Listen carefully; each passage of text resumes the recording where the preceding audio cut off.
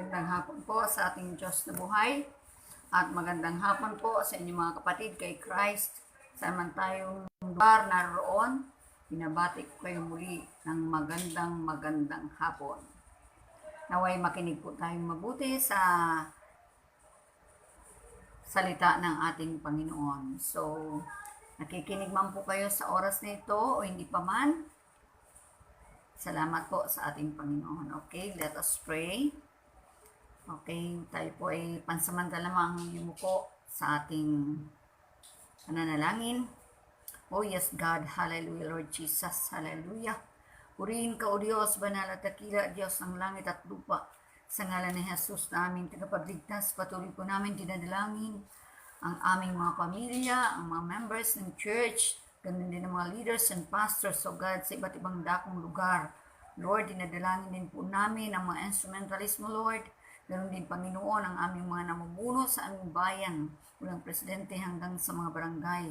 Pare God, I pray, ang buong Pilipinas na naway, Panginoon, matapos na ang pandemyang ito, Lord, na makalaya naman ang mga taong nakukulong sa kanilang tahanan at ng mga nawalang ng trabaho at magkaroon sila ng trabaho. Lord God, sa salita mo na aming mapapakinggan, naway loobin mo na ito'y tumimo sa aming puso at magbigay liwanag, kapayapaan sa aming buhay. Samahan mo po kami, O Diyos, ng banal mong Espiritu Santo na siyang dakilang guro na magtuturo sa amin ng pawang katotohanan. Panginoon, salat man kami sa kalaman, salat man kami sa karunungan, ikay punong-puno ng karunungan. Salamat po sa mga biyaya. Salamat din, Panginoon, sa nakaraang birthday ko, O Diyos, na binigyan mo pa ng karagdagang edad ang iyong abang lingkod. Salamat po, Ama, sa pangalan ni Jesus, ang lahat ng gawa ng kaaway, tinataboy po namin in Jesus' name. Amen and amen. Thank you, God. Okay, tayo pong lahat ay pansamantalang makinig sa mensahe po ng ating Panginoon sa hapong ito, although napakainit ng panahon. Maraming gustong matulog, pero higit po natin pakinggan ang tinig ng ating Panginoong Diyos. Ang topic po natin ngayon, mga kapatid, ay tungkol sa salita ng Diyos. Yan, salita ng Panginoon, no? Ayon po sa aklat ni John chapter 1, verse 1, sa pasimula pa ay naroon na ang salita. Kasama ng Diyos ang salita, at ang salita ay Diyos. In the beginning, the Word already existed. The Word was with God, and the Word was God. Sinasabi po dito ni Apostol John na sa simula pa, naroon na ang salita. Kasama na ng Diyos ang salita. At ang salita ay Diyos. Yan. Ito po'y pinaliwanag po natin ng ating abang lingkod sa Apostol John, na marami pong taong, marami pong iba-ibang salita sa mundo nito. Napakaraming salita sa mundo. Iba't ibang lingwahe. Pero ang pinaka-the best na salita na tayo ay nagbabago ay mula sa Diyos. Amen po ba? Yan po ang the best ng salita ng Diyos. Kasi ito po ay kapag ito ay nababasa po natin, nagbibigay po sa atin ng kaalaman, karunungan, at higit sa lahat, nagiging mabuting tao po tayo. No? So, ano man po ang ngayon? Sabi ko nga po sa inyo, kapag tayo nakakapakinig ng mensahe ng Diyos, napakaraming lingwahe sa buong daigdig, pero ang salita ng Diyos ang dapat nating higit pakinggan kasi ito po ay nagbibigay liwanag sa ating buhay at higit sa lahat, buhay na walang hanggan. Una, ano nga bang ibinibigay ng salita ng Diyos sa maraming tao? Sa unang Juan, chapter 1, verse 1, o 1 John, chapter 1, verse 1, sumulat kami sa inyo tungkol sa Kanya. Sa simula pa'y sila na, ay siya na, ang salita na nagbibigay buhay. Asensya na po kayo at medyo nagano ang signal. So, reading ko po ulit, ayon po sa 1 John chapter 1 verse 1. Sumulat kami sa inyo tungkol sa Kanya, sa simula pa'y siya na, ang salita na nagbibigay buhay. napagmasdan at nahipo ng aming mga kamay. Yan. We write to you about the word of life, which has existed from the very beginning. We have heard it and we have seen it with our eyes. Yes, we have seen it and our hands have touched it. Sabi nga ni Apostol Chan, nahipo nila, napagmasdan, at ano po, ang salita ng Panginoon. Sa simula pa, ito ay nagbibigay ng buhay. Yan po ang unang-unang binibigay sa atin ng Diyos, buhay. Kaya sabi ko nga po sa inyo, maraming tao na namumuhay sa panahon natin ngayon. Kung titingnan mo, buhay siyang naglalakad, nagsasalita. Pero ang totoo, patay siya sa paningin ng Diyos. Ang tao po kapag walang relationship kay God, walang connected kay God, tanda po natin, sabi ng Lord, patay tayo sa paningin niya because of sin. Kaya nga sabi nga ng Lord, kapag narinig na natin ang tinig niya, pakinggan po natin ang kanyang mensahe para tayo, yung kaluluwa natin, mapakain ng kanyang salita. Ito po yung pagkain ng ating kaluluwa, spiritual na pagkain. Amen po ba? Katulad yan po, birang-birang tayo magkita-kita sa loob ng panambangan dahil pinagbabawal. Pero sabi nga, kapag mahal natin ang ating Panginoon, na nagbibigay sa atin ng blessing, ng buhay, everything na nagbibigay tayo, pag-iingat, kagalingan, dapat po tayo magpatuloy sa Kanya. Magkaroon po tayo ng kauhawan sa iyong mga salita. Amen po ba? Kaya sabi nga, mapalad ang mga taong nakikinig ng Kanyang tinig. Ito po'y nagbibigay lakas sa ating pisikal na pangangatawan at sa ating spiritual na pamumuhay. Pangalawa, ano pa po ba ang binibigay ng Diyos? At kanino ikinumpara ang Kanyang salita? Jeremiah 23:29. Ito ang Kanyang sinabi, parang apoy ang aking salita at katulad ng pamukpok na dumudurog sa malaking bato. My message is like a fire and like a hammer that breaks rock in pieces. Yan. Yan po ang sinasabi ng Lord. Unang-una, nagbibigay buhay sa atin. No? Pangalawa, ang kanyang salita ikinumpara sa parang apoy. Katulad ng pamukpok na dumudurog sa malaking bato. Yan. Yung tao, pag may ginagawang hindi tama, at naririnig ang salita ng Diyos, siya po ay nasasaktan.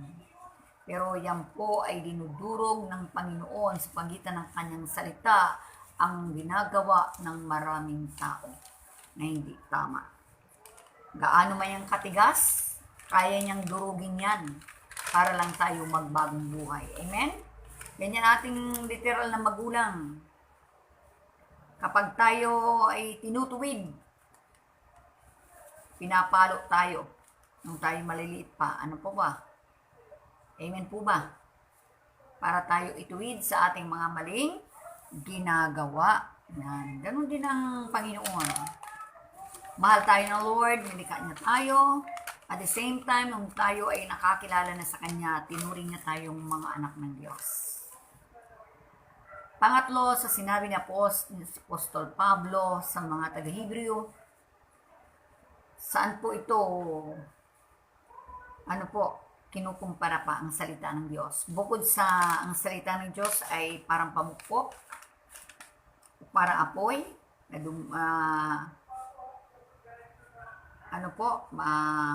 matalas, parang nakakita na tayong apoy, di ba? Kapag tayo na di sa isang pinaglulutuan natin, tayo po ay nasasaktan. Ganon din po tayo kapag tayo nakakarinig ng something kay God na mayroon tayong ginagawang hindi tama, nasasaktan tayo. So, pangatlo po, Yun sa Hebrew chapter 4 verse 12, sapagkat ang salita ng Diyos ay buhay, mabisa, higit na matalas kaysa alinmang tabak na magkabilay talim. Ito'y tumatagos maging sa pinag-iwalay ng kaluluwa at espiritu, ng mga kasukasuan at ng utak sa buto at nakatataho sa mga iniisip at binabalak ng tao. Ngayon, sabi ng Lord, unang-una ang salita niya buhay, living, mabisa, powerful, matalas kaysa alinmang tabak na magkabilay talim. Yan. Matalas pa. Rakitan tayo ng ng sword, espada. Magkabilay talim yan kapag itinarak yan sa tao, literal. Napakasakit niyan. Amen? So, ganun din ang salita ng Diyos kapag tayo, sabi ko nga, gumagawa tayo ng hindi tama against kay God o against sa ating kapwa. Nasasaktan po tayo. Ito'y tumatagos pati sa ating mga kaluluwa at espiritu at nakatatawa sa mga iniisip at binabalak ng tao. Maraming tao na nagbabalak ng hindi tama. Maraming tao na nagbabalak ng mabuti. Pero ang tanging nakakaalam lamang dyan ang ating Panginoon. Amen po ba? So, sa Aklat ng Awit, 119 verse 105. Psalm 119, 105.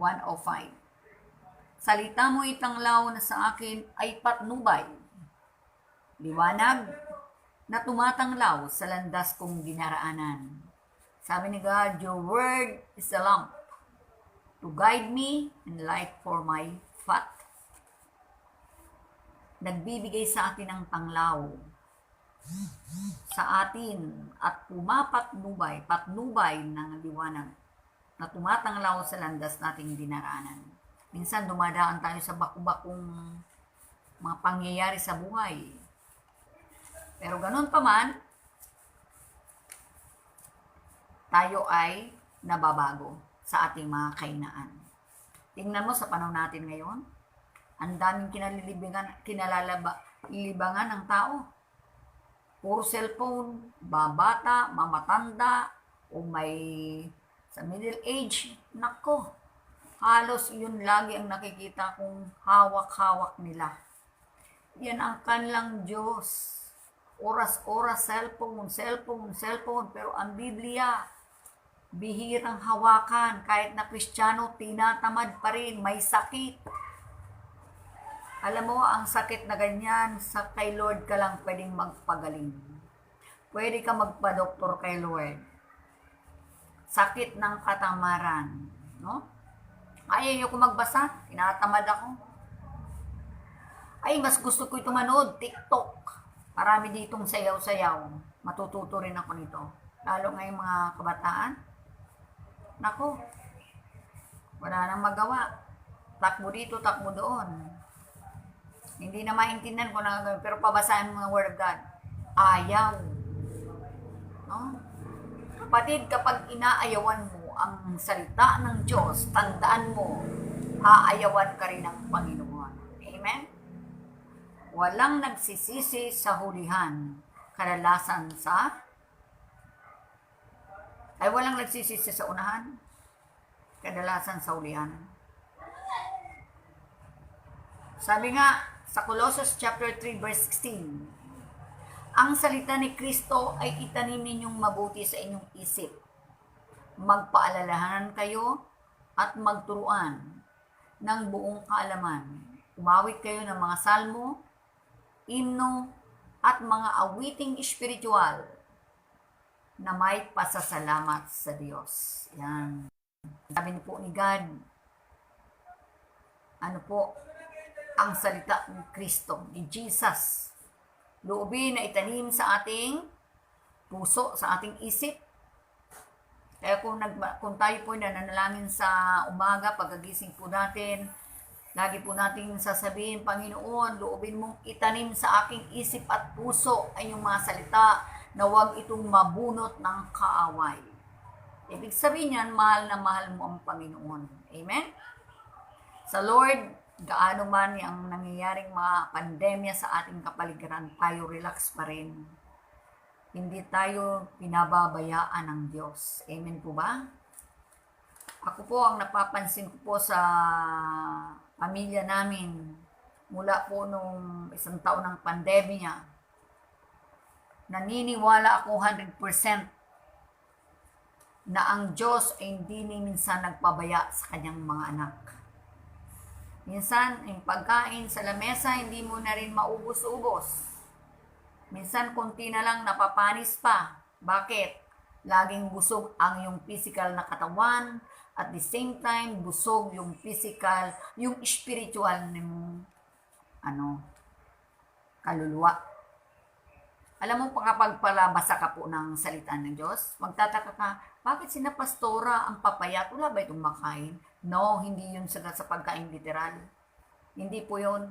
Kasi ako po, dumaan ako sa pagiging mataba nung ako'y bata pa. At the age of 16 hanggang 27, mataba po ang aking katawang pisikal.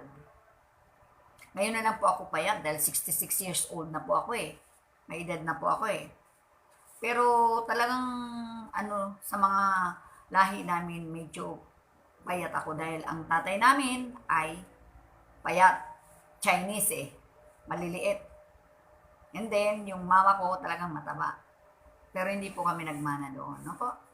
So, sister, ba't naman nasabi mo yun? Kasi nasabi ko lang po yun, gawa ng sa panahon po natin ngayon, sabi nga, mahirap ang buhay. Mahirap ang buhay talaga kapag wala kang Diyos na totoo. Pero kapag may Diyos kang totoo sa buhay, mahirap man ang nangyayari sa panahon natin ngayon, masaya ka pa rin at hindi ka naghihirap. Amen? Ako hindi ko na po iniisip na bukas wala kami kakainin. No. Dumarating ang pagkain maya-maya. Amen? Diba sabi ng Lord, magmasdan nyo ang ibon. Hindi nagtatanim, hindi nag-aipon, pinakakain ng Diyos sa kaparangan. Tayo pa kaya? Yan na lang ang panghawakan. Ang gusto ng Diyos, higit nating pagsumakita na tayo ay kanyang pagharian. At idaragdag na niya lang ang ating pangangailangan sa araw-araw. Maraming tao na may pera na, nagwo-worried pa. Ibig sabihin, wala si Lord sa puso niya. Kanino ba yung worried? Di sa kaaway. Di ba po? Kaya sabi ng Lord, ang salita ni Kristo ay tanim nating mabuti sa ating isip. Magpaalalanan tayo. Minsan pag nagpapaalalanan din po ng Diyos sa mga members, galit pa.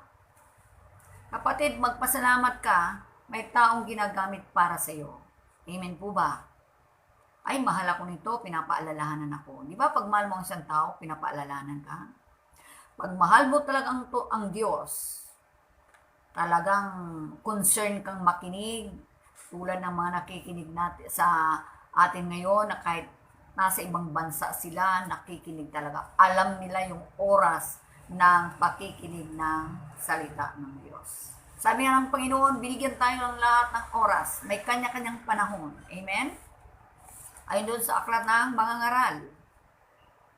So, dapat maigit tayong panahon kay God na siyang nagbibigay sa atin ng blessing, buhay, kaligtasan, kalakasan, everything siyang nagbibigay. No? Kaya sabi niya, magpaalalahanan kayo, magturuan ng buong kaalaman. Umawit kayo ng mga salmo, mga himno, at mga awiting espiritual na may pasasalamat sa Diyos. Ako po, ayon po sa aking experience sa pang-araw-araw naming pamumuhay, ayan, pagkagising ko talagang mananalangin na po ako. Bago ako maglinis sa loob, bababa sa labas ng kalsada, pagkatapos, nakapag-almusal na kami niyan, pastor, may tugtog pa ako niyan ng Panginoon. Yan. Hindi ko, lagi akong iniisip ko, gusto ko naririnig lagi ang kanyang awitin. Nagbibigay sa akin ng kalakasan. Gusto ko naririnig yung kanyang tinig. Lalo na yung kanyang awitin na, ano yon, yung God's Love ba yun? Napakaganda ng awitin na yan. Kaya nababagbag ang kalooban ko kapag naririnig ko ang tinig niyan. God's mercy, ganon, no? So, dumako po tayo sa Kawikaan chapter 5, verse 7. Kaya nga aking anak, yan po ang sinasabi niya, kaya nga aking anak sa akin ay makinig, huwag lilimutin salita ng aking bibig. Now listen to me, son, and never forget what I'm saying. Yan. Sabi nga ng Lord, makinig tayo. Huwag nating kalilimutan ang kanyang sinasabi. Pagkat ito po ay napakahalaga. Ganun din sa kanyang sinabi sa Kawikaan chapter 8 verse 6. Salita ko'y pakinggan, pagkat ito'y mahalaga. Bumubukal sa labi ko at salitang magaganda. Yan. Salita ng Diyos ay walang katulad sa ganda. Napakaraming salita ng Diyos, pero walang kasing katulad ang ganda nito na kanyang salita, no? Listen to my excellent words. All I tell you is right. Mabuti, tama, at magaganda ang sinasabi ng Lord. Amen? Alam ko na sa panahon natin ngayon, sabi nga ni God, ang tao bibigyan niya ng kauhawan sa kanyang salita. Ito na ang panahon na tayo po, pahalaga na natin ang mensahe ng Lord. Kahit man tayo namamasukan, may trabaho tayo, huwag nating kalilimutan pakinggan ang kanyang mahalagang salita na bumubukal sa labi na niya ang salitang magaganda, no? Kaya nga, yung nasa sulat ni Apostol Paul kay Timothy, 2 Timothy chapter 4 verse 2, ipangaral mo ang salita ng Diyos. Yan. Napapanahon man o hindi. Hikayatin mong pagsabihan at patatagin ang loob ng mga tao sa pamamagitan ng matyagang pagtuturo. Ang gusto ng Panginoon ayon po sa sulat ni Apostol Paul bilang paalaala kay Timothy, bilang isang kabataang mangangaral, na ipangaral niya ang salita ng Diyos.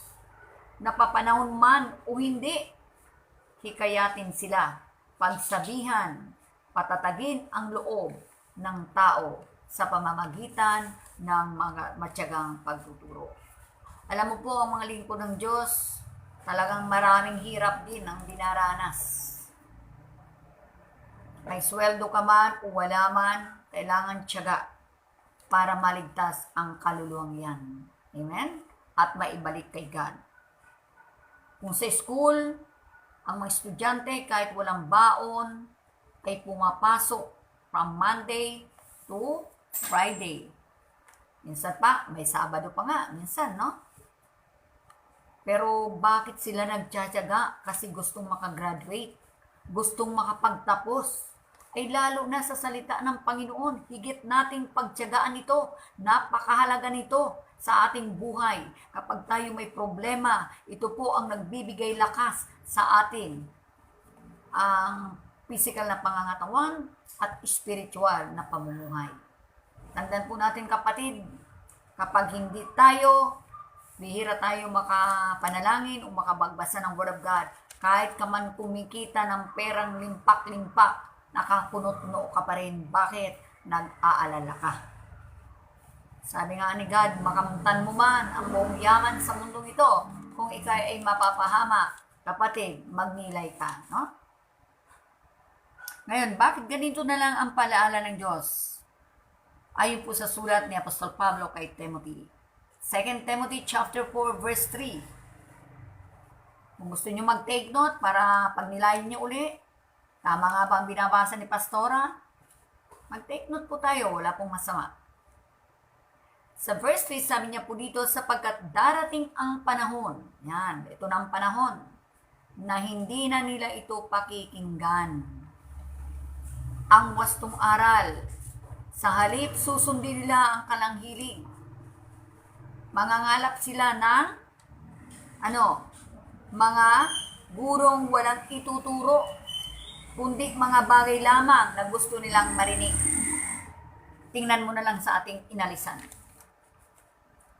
Pag tayo nagsamba, kapag araw ng linggo, wala namang gano'n tayo natutunan. Kaya ang tao, pag uwi sa bahay, minsan nagmumura pa rin, galit pa rin, sumpungin pa rin, chismis doon, chismis dito. Sa ating pinuntahan, lood, upo, tayo, communion kahit hindi nararapat, lalong nadadagdagan ang kasalanan. So, the best natin magagawa, ipag-pray po natin kay Lord yung mga taong wala pa sa Kanya, na maituro sila sa tamang landas ng pananampalataya. Kawawa naman po sila. Si Lord hindi po nagkulang ng palaala. Kahit tayo naghahanap buhay, never natin kalimutan na tayo magdasal. Never natin kalimutan na pakainin natin ang ating kaluluwa ng spiritual na pagkain. Kasi sabi ni Lord, darating ang time na hindi na ito pakikinggan ang wastong aral. Sa halip susundin nila ang kanilang hilig. Mangangalap sila ng mga gurong walang ituturo, kundi mga bagay lamang na gusto nilang marinig. Kaya thanks God, tayo ay tinawag ng Lord. Minsan, masakit man ang paraan ng pagtawag sa ating Diyos, walang problema yun. Ang mahalaga, liwanag ang ating patutunguhan. Buhay na walang hanggan. Oo nga, tinawag ka, hindi ka nagpatuloy. Paano naman? Wala rin. Sa panahon natin ngayon, ang mga marami pa ring tao, nasabi nga, tama yung sinabi ni Lord, na mangangalap na lang sila ng mga guro na walang ituturo. Paglabas ng simbahan, ay pasyal tayo. Bagong sweldo tayo ngayon, libre ka naman. Ganun yan. Mamasyal tayo kung saan. Summer ngayon. Ngayon maraming swimming pool na sarado. Mga resort. Wala silang pupuntahan masyado. Tama na sa bahay. Ito na ang paraan na binibigyan tayo ng Diyos na makapagnilay sa Kanya. No? Sabi nga, maraming kabataan ngayon na libang sa cellphone. Iba't ibang gadgets. No? Unang-una, nung wala pang lockdown, wala pang COVID, o wala pang pandemya, sinasabi, Dota roon. Umaga na, madaling araw na nagdodota pa rin. Ngayon, ML na lang, ML sa cellphone. Pig. TikTok. Sayaw dito, sayaw doon. Kimbot dito, kimbot doon. Ang tanong, ano ang maitutulong niyan sa iyo, kapatid? Nag-GCQ na, nag-MCQ na, nag-ECQ na, naglahat na. Matatapos na yung mga QQ. Wala ka pang natutunan. 1 taon ka nang nakatingga. Kaya nakita man tao, balisa. Nagnanakaw, nagdodroga, naglalasing, nagsasabong, lahat pinapasukan. Bakit? Walang Panginoon sa puso at isipan. Ginaguide ng demonyo kung saan kasamaan. Sobra sa bisyo. May salot na ng COVID, may salot pa ng droga. Yan, kita mo? Kaya wala, sabi nga ng Lord, sa Galatians 6 verse 7, huwag ninyong linlangin ang inyong sarili. Ang Diyos ay di madadaya ninuman. Kung ano ang iniasik ng tao, yun din ang kanyang aanin. Do not deceive yourself. No one makes a fool of God. You will reap exactly what you plant. Kapag ang tinanim mo ay mabuti, mabuti ang aanihin mo. Kapag ang tinanim mo ay masama, tiyak aani ka ng masama. Dawag, nagtanim ka ng damo rin ang amnin mo. Kung nagtanim ka ng kamote, kamote rin ang anihin. Tama po ba? Kaya ako'y nagpapasalamat po doon sa mga kapatiran na kahit malalayo, nasa abroad, nagtsatsaga na sila ay makapakinig ng mensahe ng Diyos. Ang palaala sa atin ng Panginoon, ayon po sa sulat ni Paul sa mga taga-Galasya, na hindi natin kayang linlangin ang sarili natin. Huwag natin linlangin ang ating mga sarili dahil ang Diyos po hindi natutulog. Ang Diyos po ay hindi natin malilinlang kailanman. Ang demonyo nililinlang ang maraming tao. Kaya nagpapalinlang din sila. Kaya ang kalalabasan din nila, hirap ng pamumuhay. No? Kapatid, gumising po tayo sa kabila ng ating mga pagtutulog-tulugan na yan. Huwag natin akapin ang mga material na bagay sa mundong ito. Hindi kanyan matutulungan. No? Dadalhin kanyan sa kapahamakan. Hindi masama ang maghanap buhay. Hindi masama ang magtrabaho. Yan po ay natural na yan sa tao. Kaakibat na yan ng buhay natin sa pang-araw-araw. Pero never nating kalimutan ang ating Panginoon na nagbibigay ng pagpapala sa ating lahat. Sa Galatians 6 verse 8, ang nagsisikap sa mga bagay ukol sa laman. Yan, madalas po natin na naririnig yan. Yung mga taong nagsisikap sa mga bagay ukol sa laman, tandaan po natin, ay aani ng kamatayan. At ang nagsisikap sa mga bagay ukol sa espiritu, ay aani ng buhay na walang hanggan. Dalawa lang po yan. Ang tao, kapag tayo nagsikap, o nagsikap ka sa mga hilig ng iyong laman o ginugusto mo lang sa pang-araw-araw, ang sabi ng Lord, aani ka tiyak ng kamatayan. Bakit? Walang nag-guide sa iyo. Wala kang alam tungkol sa Panginoon. Hindi ka ginaguide, kundi ginaguide ka ng kaaway sa masamang gawain. Pero kapag tayo nagsisikap ukol sa espiritu, tiyak aani tayo ng buhay na walang hanggan. Ang tanong, kapatid, anong gusto mo? Ukol sa laman, equals kamatayan? Ukol sa espiritu ni God, buhay na walang hanggan. Dalawa lang ang pwede nating piliin. Isa lang ang pwede nating piliin, kapatid, doon sa dalawa. Buhay na walang hanggan o kamatayan. Kapag ang tao pita ng laman, uhilig ng kanyang katawan, ang kanyang pinili, kapatid,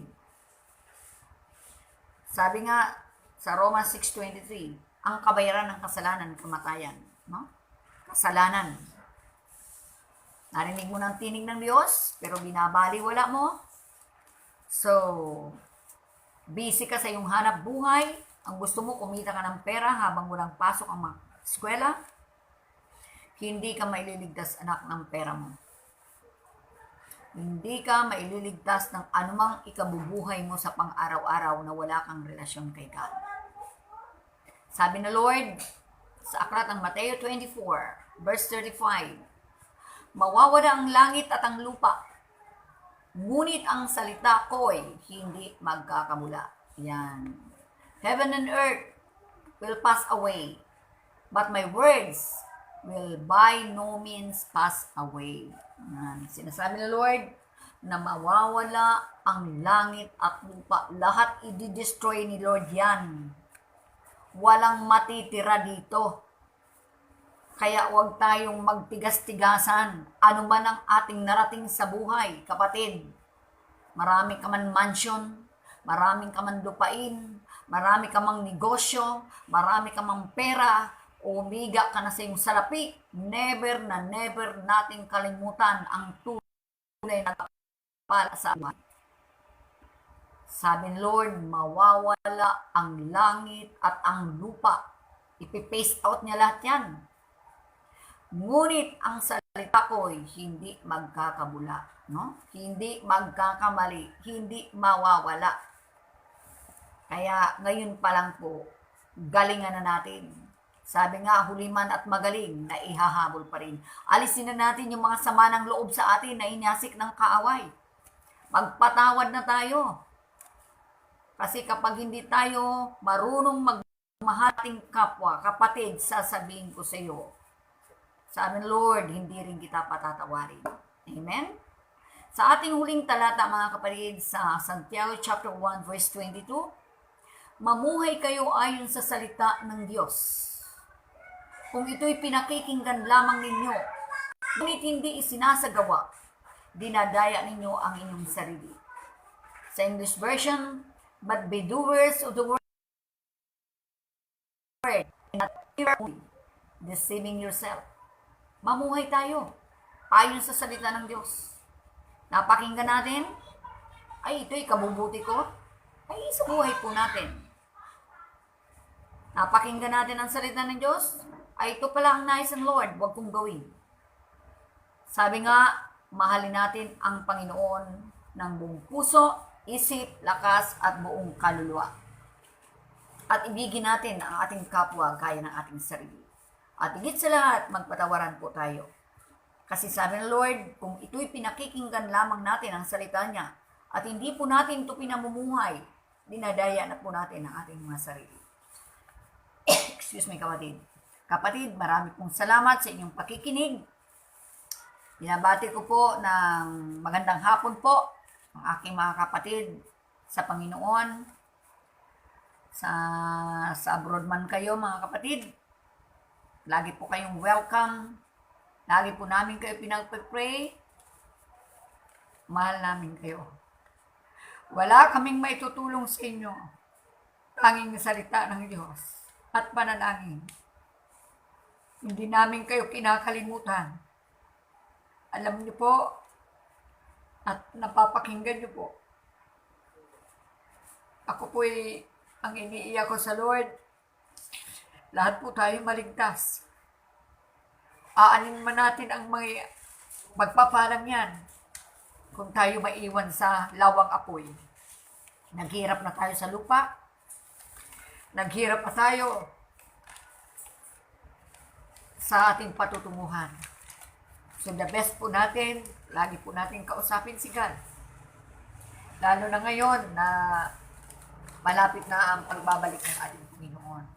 So, God bless po sa ating lahat, kapatid, at tayo manalangin, pansamantala tayong yumuko sa ating, mag-closing prayer.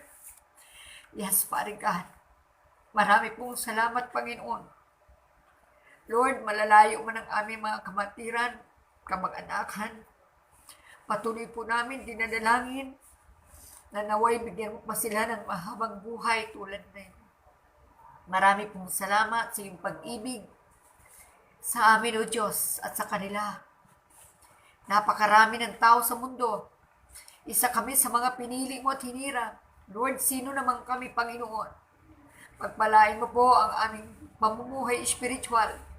Patatagin sa lahat ng mga pagsubok. Panginoon, salamat po, Diyos, sa bansang Pilipinas.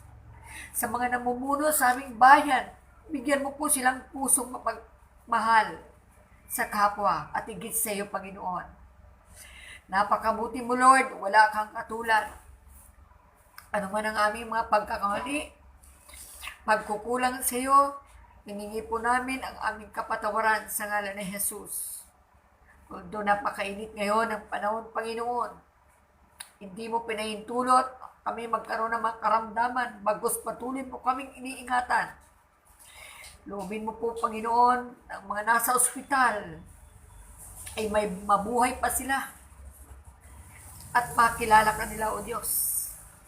Ang aming mga nasasakupan, ang mga tupa na pinagkatiwala mo sa amin, Lord, naway manatili sila sa iyong piling. Father God, I pray in the name of Jesus. Ano man ang asik ng kaaway, I rebuke you in the name of Jesus. Bitawan mo ang aming mga kapatid na ito sa gawang masama sa ngalan ni Jesus. Ama, marami pong salamat. Ibinabalik namin sa iyo ang pinakamataas na papurit parangal. In Jesus' name, Amen. God bless po. Mabuhay po tayong lahat. Hanggang sa bukas po. 8 o'clock po ang ating service sa morning. Welcome po kayong lahat.